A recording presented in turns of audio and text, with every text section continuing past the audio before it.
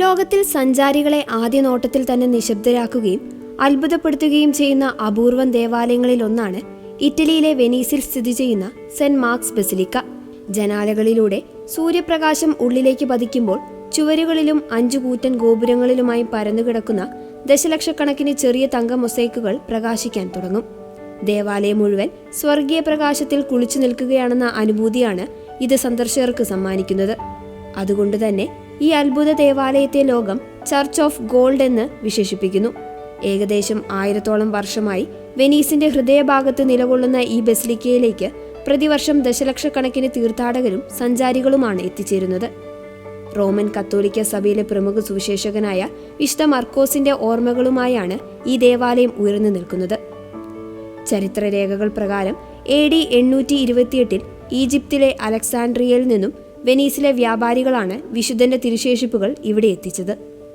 അക്കാലത്തെ ഇസ്ലാമിക ഭരണത്തിലായിരുന്ന അലക്സാൻഡ്രിയയിൽ നിന്നും കസ്റ്റംസ് പരിശോധനകളിൽ നിന്നും രക്ഷപ്പെടാൻ മുസ്ലിങ്ങൾ സ്പർശിക്കാൻ മടിക്കുന്ന പന്നിയിറച്ചികൾക്കിടയിലാണ് വിശുദ്ധന്റെ ശരീരാവശിഷ്ടങ്ങൾ വ്യാപാരികൾ ഒളിപ്പിച്ചു കൊണ്ടുവന്നത്. ഈ തിരുശേഷിപ്പുകൾ സൂക്ഷിക്കുന്നതിനായാണ് ആദ്യം ഇവിടെ ദേവാലയം നിർമ്മിക്കപ്പെട്ടത്. പിന്നീട് ഇവിടെയുണ്ടായ മാറ്റങ്ങൾക്ക് ശേഷം AD 1063 ഇന്നത്തെ രീതിയിലുള്ള ബസിലിക്കയുടെ നിർമ്മാണം ആരംഭിക്കുകയും അത് ശക്തമായ വെനീഷ്യൻ റിപ്പബ്ലിക്കിന്റെ ആത്മീയ പ്രതീകമായി മാറുകയും ചെയ്തു. യൂറോപ്പിലെ സാധാരണ ഗോത്തിക് ശൈലിയിലുള്ള കത്തീഡ്രലുകളിൽ നിന്നും വ്യത്യസ്തമായി കിഴക്കൻ റോമൻ സാമ്രാജ്യത്തിന്റെ വാസ്തുവിദ്യ ശൈലിയിലാണ് ഈ ബസിലിക്ക നിർമ്മിച്ചിരിക്കുന്നത്. പുറംഭാഗത്ത് വർണ്ണാഭമായ മാർബിൾ തുണികളും മനോഹരമായ കമാനങ്ങളും 5 ഗംഭീര ഡോമുകളും കാണാം.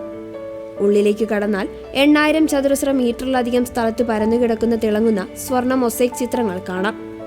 വിശുദ്ധ ഗ്രന്ഥത്തിലെ രംഗങ്ങളും ക്രിസ്തുവിന്റെ ജീവിതവുമാണ് ഇതിൽ ചിത്രീകരിച്ചിരിക്കുന്നത്. സ്വർണം പൂശിയ ഈ ചെറിയ ഗ്ലാസ് കഷ്ണങ്ങൾ നേരിയ പ്രകാശത്തെ പോലും പ്രതിഫലിപ്പിച്ച് ദേവാലയത്തിനുള്ളിൽ ഒരു ദിവ്യപ്രഭാവം സൃഷ്ടിക്കുന്നു.